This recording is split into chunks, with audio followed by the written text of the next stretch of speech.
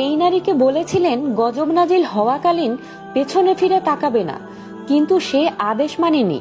আল্লাহর আদেশ অমান্য করে পেছনে তাকানো মাত্রই তার পুরো শরীর পাথর হয়ে যায়। বর্তমানে যে মৃত সাগর রয়েছে সেখানেই হযরত লূত আলাইহিস সালাম বসবাস করতেন। বর্তমানে এই সাগরে কোনো প্রাণীদের অস্তিত্ব নেই, কিন্তু একসময় এই জায়গাটি শস্য শ্যামল সবুজে ভরপুর ছিল। ইতিহাস বলে পৃথিবীর বুকে যেন এক টুকরো জান্নাত ছিল। অন্য এলাকার মানুষেরা রিজিকের সন্ধানে এখানে চলে আসতো। আল্লাহ এত নিয়ামত দিয়েছিলেন এই জায়গাটাকে। এরাই সেই জাতি ছিল যেই জাতির কাছে আল্লাহ তাআলা হযরত নূহ আলাইহিস সালামকে নবী রূপে প্রেরণ করেছিলেন। অবাক করা বিষয় হচ্ছে এই জাতি সবচাইতে বেশি গুনাহে লিপ্ত থাকত। এই জাতির লোকেরা এমন সব গুনাহ করত যা গোটা পৃথিবীর ইতিহাসে কোনো জাতি করেনি। এই জাতির মানুষগুলো সমকামিতায় লিপ্ত ছিল, অর্থাৎ তারা পুরুষের সাথে পুরুষে এবং নারীদের সাথে নারীরা অবৈধ সম্পর্কে জড়িত ছিল। হযরত লূত আলাইহিস সালামের স্ত্রীর নাম ছিল বাইলা। তিনি একজন নবীর স্ত্রী হওয়া সত্ত্বেও গোপনে তার জাতি গোত্র দ্বারা হওয়া অপকর্মে সাহায্য করতেন। তিনি লূত আলাইহিস সালামের সামনে ভালো স্ত্রী হওয়ার অভিনয় করতেন আর তার কাছে নিজের পাপ গোপন রাখতেন, কিন্তু ভেতরে ভেতরে তিনি সমকামিতাকে প্রশ্রয় দিতেন। এই নারীর থেকে হতভাগ্য নারী আর কি হতে পারে, যিনি সারা জীবন আল্লাহর নবীর সাথে জীবনযাপন করেও হেদায়েতের রাস্তায় আসতে পারেননি।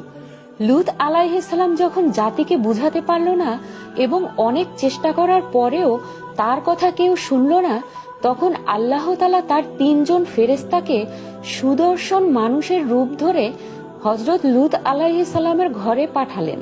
তারা হযরত লূত আলাইহিস সালামের ঘরে মেহমান হিসেবে এসেছিল। তখন লূত আলাইহিস সালামের স্ত্রী এই খবরটি গোপনে তাদের কওমের কাছে জানিয়ে দিল। তখন কওমের লোকেরা তাদের ঘর চারদিক থেকে ঘিরে ধরল এবং এই কওমের দাবি ছিল তাদের ঘরে যে 3 জন যুবক আছে তাদের সাথে তারা শারীরিক সমকামিতায় লিপ্ত হতে চায় এবং লূত আলাইহিস সালামকে বলেছিল যে তাদের হাতে ওই মেহমানদেরকে তুলে দিতে।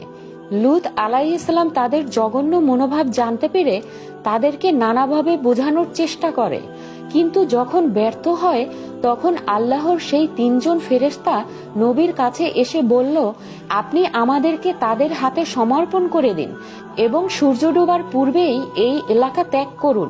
দিনের আলো শেষ হয়ে সূর্য ডোবা শুরু হলো এবং সাথে সাথে সেই 3 ফেরেশতা সুদর্শন পুরুষ থেকে ভয়ঙ্কর রূপ ধারণ করলো এবং আল্লাহর তরফ থেকে ভয়ঙ্কর আযাব নিয়ে কওমের উপরে আঘাত করলো।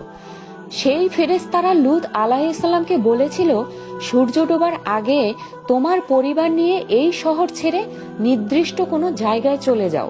যত শব্দ হোক, ভয়ঙ্কর গর্জন হোক, ভুলেও পেছনের দিকে কেউ তাকাবে না। এমন ঘোষণার পর হযরত লূত আলাইহিস সালাম তার পরিবার ও কিছু নেক লোক নিয়ে বাড়ির পেছন দিক থেকে ওই এলাকা ছেড়ে যেতে লাগলেন।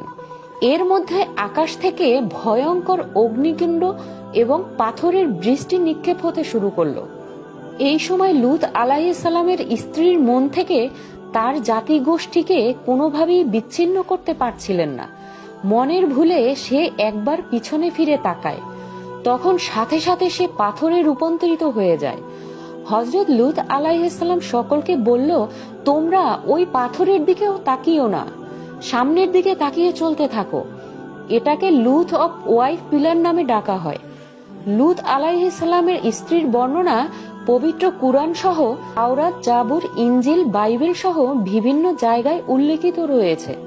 এই লূত আলাইহিস সালামের স্ত্রী থেকে আমাদের এটাই শিক্ষা নিতে হবে যে গোপন পাপ থেকে আমরা বিরত থাকব, কেননা আল্লাহ আমাদের সব গোপনীয়তা সম্পর্কে জানেন। সবাই ভালো থাকবেন। আল্লাহ হাফেজ।